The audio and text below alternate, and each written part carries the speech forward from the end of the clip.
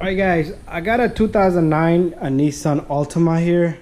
So if you have a Nissan Altima and your AC doesn't work, guys, I'm gonna tell you guys to check your fuse. Alright, so first of all, before we get into fuse, I want to just state one thing. Alright, there's lines that look similar to this, aluminum lines. There's a fat one and a skinny one. Alright, it has a cap here, cap here. First of all, take your cap off. Alright, before anything, guys. A lot of the time your AC won't work because there's no freon on the system. System needs to have a pressure, right? It does have a pressure switch which checks if there's pressure in the system. So if there's pressure, the AC should kick in unless your AC compressor is bad. Alright, so I already found there's a fuse bad on this car, but I do want to tell you guys what else to check, because your car might have a different problem. So take something similar to this.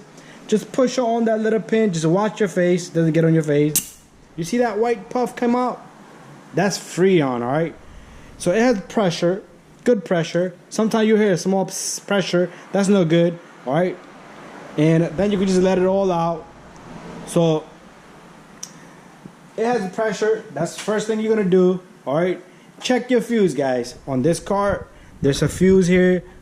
AC fuse. It says air condition 10 amp right there, right? So it's 1, 2, 3. So there's 15 amp fuse, 15 amp fuse, 10 amp, 10 amp. You just need to figure out how this is all set up, right? So you have 15 amp, 15 amp, 10 amp, 10 amp, right? So we're looking at fuse right there, that 10 amp fuse right there, right? So that's the fuse. It's next to this blue one. So it's the second one from the top here. So that's the fuse. Change that fuse, guys. That fuse, you probably get a box for 10 bucks, all right? Also, sometimes it could be your bad AC compressor. All right, guys, you see this cable right here coming out right here? This one cable right here. Check the power to that. That's coming straight for the AC compressor. Remove this little guy right here. This thing has a couple of clips, and this thing comes right off, all right? And, oh, it has a number 10 here and a number 10 on the opposite side, and this cover should come off. But anyways, that cable coming straight from the AC compressor down here. Alright, all you need is a test light. It comes all the way up here. You can remove this cover with the Allen keys and just splice this cable and check it with test light. Just check if there's power there, alright?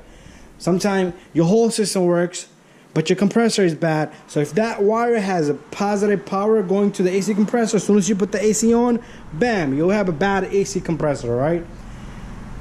That means the clutch is bad, alright? Also, pressure switch. I do want to show pressure switch, but we're gonna not be able to see that little guy. It's probably hidden somewhere. Alright. But anyways, guys, the pressure switch is usually somewhere on the condenser side, probably on the accumulator box.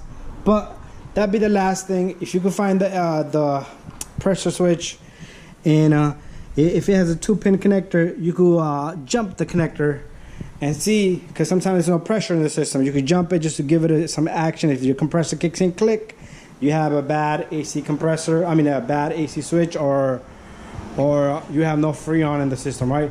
Just those couple of things you need to check. But guys, thank you for watching, and do not forget to subscribe, share, and like.